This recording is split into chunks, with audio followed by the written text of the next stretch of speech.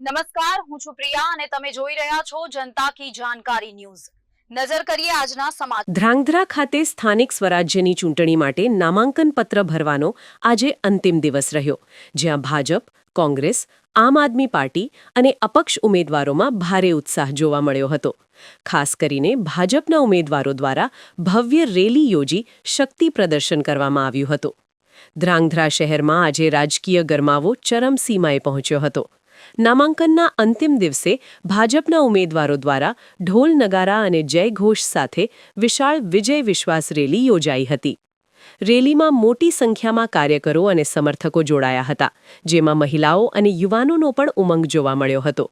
શહેરના મુખ્ય માર્ગો પર રેલી ફરી હતી અને અંતે ઉમેદવારોએ સેવા સદન ખાતે જઈ પોતાનું નામાંકન પત્ર ભર્યું હતું।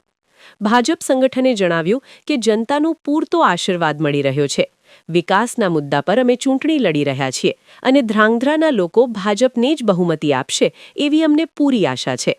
જ્યારે સામા પક્ષે કોંગ્રેસ અને આમ આદમી પાર્ટીએ પણ ફોર્મ ભરી વિજય સાથે ખાતું ખોલાવીશું તેમ જણાવ્યું હતું। નામાંકન ભરવાની અંતિમ તારીખ હોવાને કારણે મોડી સાંજ સુધી પ્રક્રિયા ચાલુ રહી હતી અને ઉમેદવારોમાં છેલ્લી ક્ષણ સુધી દોડધામ જોવા મળી હતી। હવે નજર રહેશે કે મતદાન દિવસે જનતા કોને પસંદ કરે છે અને ધ્રાંગધ્રાનું સત્તાસૂત્ર કોના હાથમાં જાય છે। રિપોર્ટ હિતેશ રાજપરા।